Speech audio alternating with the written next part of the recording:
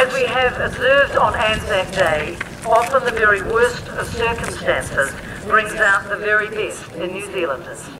Tangiwai was such an event and proves yet again, in times of tragedy, the courage of Kiwis rises to meet any challenge. Tangiwai, it means weeping waters, and the disaster that unfolded here on Christmas Eve in 1953 lived up to that name and shook our country to its core. With a population at the time of just over 2 million, most people knew someone who was involved in that tragedy, so it was close to home and it was personal and it touched many of our lives. New Zealanders went to bed on that Christmas Eve expecting the usual festivities the next day. Their sense of celebration heightened by the presence of the young and glamorous Queen Elizabeth II and her dashing husband on their first visit here. But at 12:21 p.m, the Wellington-Auckland Night Express plunged into the flooded Whangaehu River here at Tangiwai. So instead of celebration, the nation woke to Prime Minister Sydney Holland's grim announcement and a shattering sense of how suddenly disaster can strike. As Arts, Culture and Heritage Minister and as Minister of Conservation, I attend many commemorative events around the world and in New Zealand. Anzac Cove, the Eastern Front battlefields of World War I, the sub-Antarctic islands. I have been to many places and some events stand out for me, not just as the Minister, but as a New Zealander. And this is such an event. When my father came back from the war, he went into the railways. And growing up, Tangiwai was spoken of in hushed tones. Cricketer Bob Blair, whose fiancée was lost here that day, somehow found the strength on the other side of the world to step up for his country with Bert Sutcliffe and do us proud. There are so many personal stories of valour and courage and bravery, and we are hearing a long overdue the story of two families who have long taken time to have their recognition, and I'm very glad that so many are here today to be acknowledged and to have your people, your relatives, respected for the valour that they did under unimaginable circumstances. I am very honoured to represent the government here today along with your local MP Reon McAlpine and to be part of the unveiling alongside the members of Charlee Parker and Lance Redman's families to remember their courage and sacrifice on this International Memorial of Workers' Day. The government of the times did build a national memorial in Wellington to the 151 people who died here, but it is very far removed from this site, which still echoes with the grief of what happened here nearly 64 years ago. It is entirely appropriate that this Tangiwai Memorial Park is finally receiving the care and attention befitting such a place of deep significance. I came here with my family about 10 years ago and we wandered around trying to find the memorial, and frankly it was in a pretty shabby state. Today much has changed and it was long overdue. My colleague Ian McKelvey told me about this project, and it seems to me from both my conservation and arts, culture, heritage portfolios that we need to do something to help, and that the government needed to play a role here. I asked my Department of Conservation to assist with the new walking track. I believe it's only just gone in the past week or so.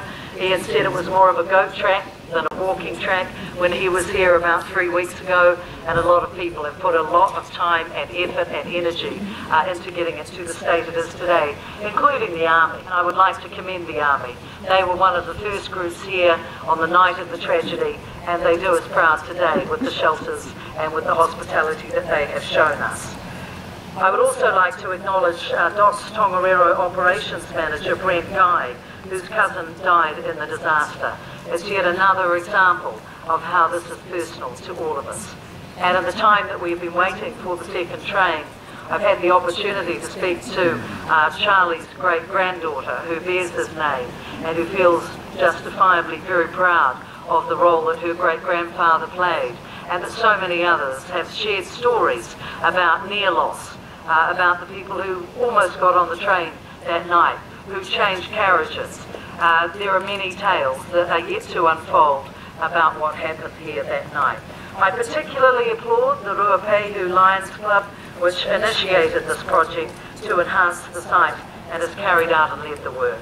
While I am here, I will be handing a letter with a cheque in it to Ursula Haberai, the President of the Whangaehu Lions Club, confirming that the government, through the Ministry for Culture and Heritage, will contribute up to $40,000 towards the enhancement project on the site.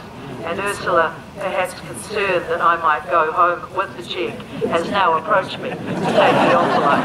Congratulations, Ursula, well done. Thank you very much.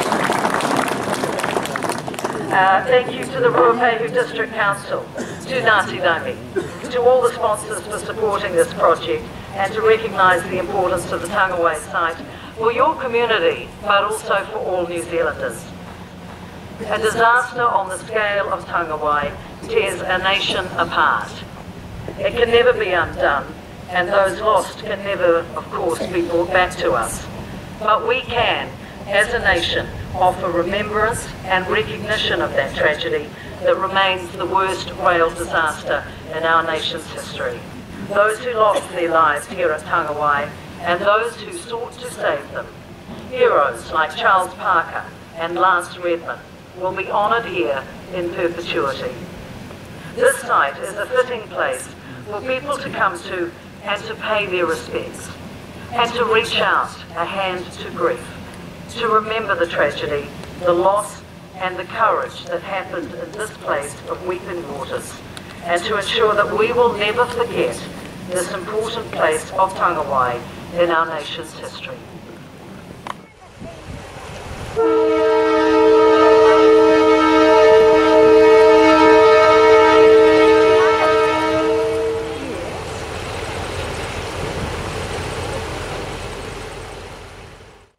Today, we unite to share in the remembrance of our forefathers who lost their lives in the line of duty. The various community organisations that support this important event make it extra special for all of us, and we are so appreciative of their efforts. And a special hello to my colleagues from KiwiRail who travelled here in big numbers today to mark their respect. Thank you. I've really been amazed by how many of my work colleagues and friends that have a personal connection with Tangiwai. It's really quite amazing.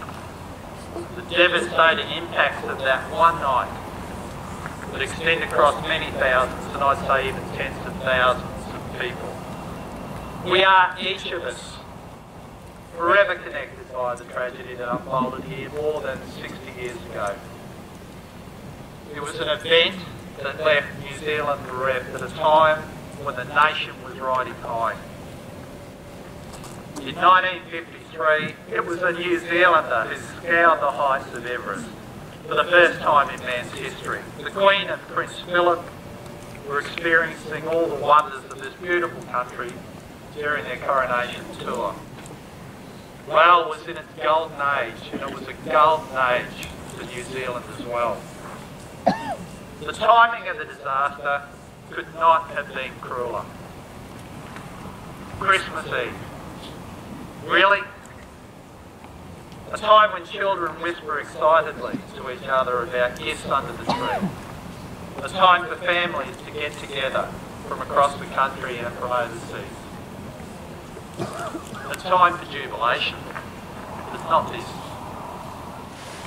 On Christmas morning 1953, there were 151 empty spaces at dinner tables where there should have been mothers, fathers and children. On the night of the disaster, railwaymen, timber workers, farmers, postal workers and the public joined the Navy, the police, the Army in a collaborative effort to rescue and unfortunately to recover. The Tangiwai community worked tirelessly throughout the night, opening their hearts and their homes where they were most needed, working where we stand now to aid the rescue effort. Those who stayed at home cooked in their kitchens to support those involved in the recovery task. So we're here today because of the generosity of this community, a community that's never stopped opening their hearts to the victims of Tangiwai. In 1989, the Railfreight Lions Club built a fitting and beautiful memorial which bears the registration plate of engine KA 949 and the names of those who perished. But until now, the selfless actions of Locomotive engineer First Class Charlee Parker and Locomotive fireman Lance Redman have not been publicly recognised. When the water mudded debris from Mount Ruapehu's crater lake hit the pylons beneath the Tangiwai railway bridge, it weakened it so it could not support the weight of the train. Some distance before the train reached the bridge, Charles and Lance must have seen the unfolding horror before them. Cyril Ellis, a passerby, was there waving the lantern to try and stop the train. But in the most dire of circumstances, Charles and Lance's training and their professionalism kicked in. They threw everything and tried to stop that train. Their efforts were amazing and life-saving. Charles shot off the steam, made an emergency brake application and standard the track for some 200 metres. Lance closed off the fuel oil supply tap, extinguishing the flames in the locomotive firebox. This was critical. They could have jumped.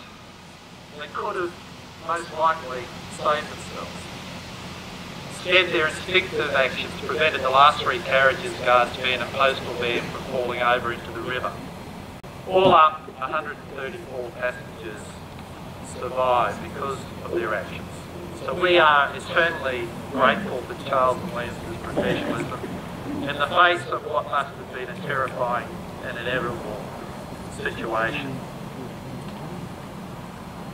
From every tragedy we learn and we grow. Today the Department of Conservation has the Laha warning system, which has already passed the test back in 2007 of a real Laha of similar magnitude. That system helps protect not only people who live in the region but those passing through. KiwiRail itself has an alert system a few kilometres upstream from where we are now.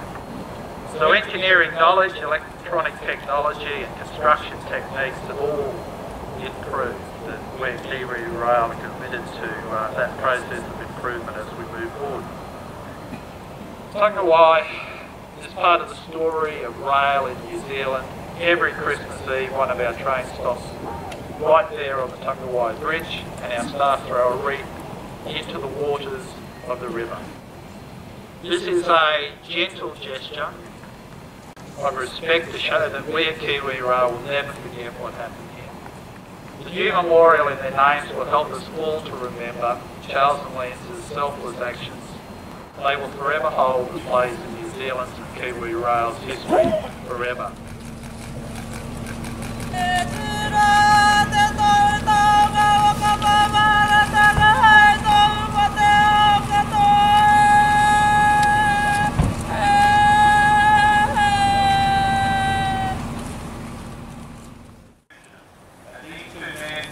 Charles and Lance have made great contribution to our lives here in this part of the world and to the national people.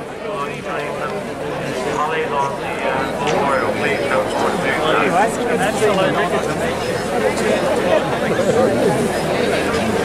I see your old mate here.